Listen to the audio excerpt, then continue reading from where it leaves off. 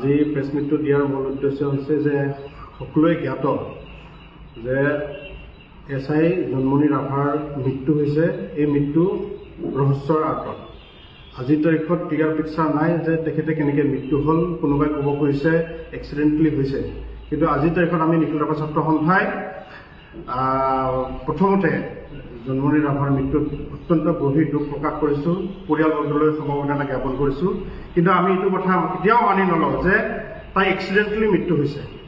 এইটো এটা fully pre plan murder. Completely এটা গেং, এটা টিম লগ হৈ তেখেতক এক্সিডেণ্টৰ মৃত্যু হোৱা বুলি ঘোষণা কৰিছে, কিন্তু ফুল্লি প্ৰি প্লেন কৰি পেলাই তেওঁক মৃত্যু দিছে।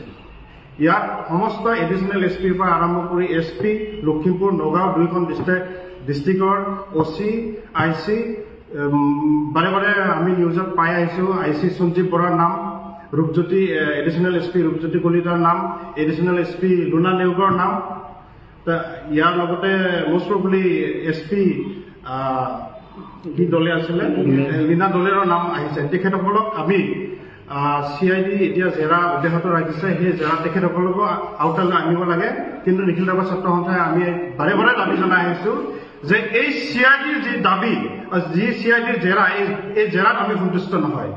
এই কমপ্লিট প্ৰচিডিউৰটো CBIৰ দ্বাৰা তদন্ত কৰি কৰ্মৰত ন্যায়াধীশৰ তত্বাৱধানত এই একশ্যনটো ল'ব লাগে। আৰু যি আইলিগেল মানি ট্ৰেঞ্জেকশ্যন হৈছে, এই মানি ট্ৰেঞ্জেকশ্যনটো ED ডাইৰেক্টৰ অফ এনফৰ্চমেণ্ট এই ডিপাৰ্টমেণ্টৰ জৰিয়তে গোটেই কাৰবাৰটোৰ ওপৰত আলোচনা কৰিব লাগে। আমি ধিক্কাৰ জনাইছোঁ। আজিৰ তাৰিখত চৰকাৰে এতিয়ালৈকে কেৱল জেৰা কৰি আছে, কোনো এজন ব্যক্তিক এৰেষ্ট কৰিব নোৱাৰাটো আমি ধিক্কাৰ জনাইছোঁ। আজি আমি বাৰে বাৰে চৰকাৰক জনাই আহিছোঁ যে এই কাৰবাৰটো ফুল্লি প্ৰি প্লেন। ইয়াত তেওঁক মৰা হৈছে, কোনো এক্সিডেণ্ট হোৱা নাই। ফুল্লি লিগেলি একশ্যন হ'ব লাগে। আমি ইয়াক কুণ্ঠাবোধ নকৰোঁ। ইয়াক উচিত যদি জন্মনি ৰাভাই বা তেখেতৰ ঘৰখনে যদি ন্যায় নাপায়, আমি এই আন্দোলন আমি অধিক তীব্ৰতৰ ৰূপত আমি গতি কৰিবৰ কাৰণে ৰৈ নাথাকিম। গোটেই কাৰবাৰটোত যোনফালেদি যায় চব ওলাই যাব। যোৱাকালি ইতিমধ্যে আপোনালোকে সকলোৱে জ্ঞাত, অসমৰ মানুহে জ্ঞাত যে যোৱাকালি যি পষ্টমৰ্টম, সেই পষ্টমৰ্টম ৰিপৰ্টত ক্লিয়াৰ পিকচাৰ ওলাই গৈছে যে তেওঁ ৰাজহাড়ত দুখ পাইছে, তল পেটত দুখ পাইছে, পিছফালে ৰদেদি কোবোৱাৰ চিন আছে। এই গোটেই ক্লিয়াৰ পিকচাৰটো ওলাই গৈছে।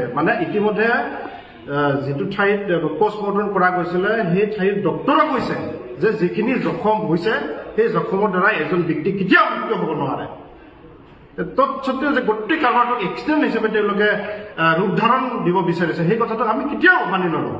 আমি সেইকাৰণে পুনৰবাৰ বাৰে বাৰে কৈ আছোঁ যে CBIৰ তদন্ত কৰ্মৰত ন্যায়াধীশৰ তত্বাৱধানত আৰু গোটেই পইচাৰ যিটো কাৰবাৰ মানি ট্ৰেঞ্জেকশ্যন, সেইটো এনফৰ্চমেণ্ট অফ ডাইৰেক্টৰৰ অধীনত এই গোটেই সময়। আচৰিত হাস্যকৰ কথা, তেখেতে এটা কবিতা লিখিলে গোটেই কাৰবাৰটো তেখেতে গম পায়। কিন্তু আজিৰ তাৰিখত অসমৰ সাংঘাতিক হিন্দী চিনেমাৰ দৰে এটা কাহিনী, সেই কাহিনীটো তেখেতে প্ৰথমতে কৈছিলে যে এই কাৰবাৰটো DC SPয়ে জানিব, মই নাজানো। কিন্তু লাষ্ট ৰিচেণ্টলি যোৱাকালি মই নিউজত দেখিছোঁ যে যদি পৰিয়ালৰ ব্যক্তি CID জেৰাত সন্তুষ্ট নহয়, CBIলৈকে দিয়াৰ কাৰণে তেওঁ ৰাজি আছে। মই তেখেতক আজিৰ এই সংবাদমেলৰ জৰিয়তে মই ধন্যবাদ জনাইছোঁ।